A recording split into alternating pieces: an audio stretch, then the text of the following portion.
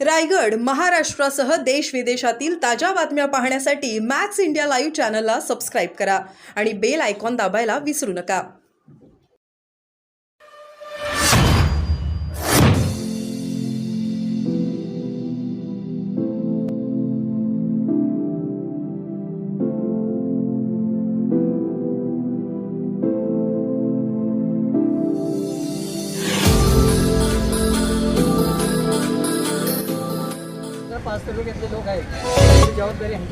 शिंदे कुटुंबांचे प्रेम पाहून कुमुदिनी चव्हाण झाल्या भाऊक, म्हणाल्या माझ्या बाबांची आठवण झाली.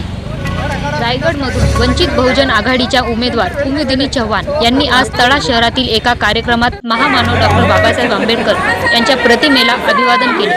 तसेच या कार्यक्रमानंतर त्यांनी लक्ष्मण उर्फ बाबू शिंदे यांच्या निवासस्थानी भेट दिली. त्यावेळेस त्यांच्या घरातील महिला मंडळींनी त्यांचे औक्षण देखील केले. जनतेचे आणि शिंदे परिवाराचे प्रेम पाहून कुमुदिनी चव्हाण भावनिक झाल्या आणि त्यांना आनंदाश्रू अनावर झाले आणि त्यांनी त्यांच्या भावना बोलून दाखवल्या. त्यानंतर पत्रकारांना त्यांनी रायगड जिल्ह्यासाठी आपली पुढील भूमिका काय असेल ते सांगितले.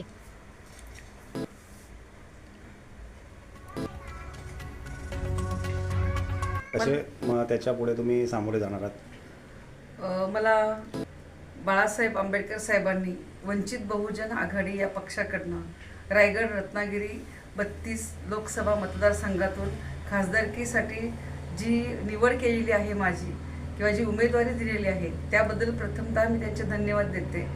आणि आव्हानाबद्दल म्हणाल तर मला आव्हान वाटतच नाही, कारण माझ्याकडे सच्चाई आहे, प्रामाणिकपणा आहे आणि वंचित घटक सगळे माझ्या बाजूनी आहेत. कारण मुस्लिम बांधव आहेत, कोळी बांधव आहेत, आदिवासी बांधव आहेत, 18 पगड जाती आहेत. आमचे सगळेच बांधव असे आहेत की त्यांचा खरंच वंचित असा घटक आहे आणि त्यांची प्रगतीच झालेली नाही आहे. त्यांच्यासाठी रोजगार असेल, आरोग्य असेल, शिक्षण असेल, हे खूप महत्त्वाचं आहे. त्यामुळे त्यांनी माझी निवड केलेली आहे आणि हे सगळे माझ्या पाठीशी आहेत.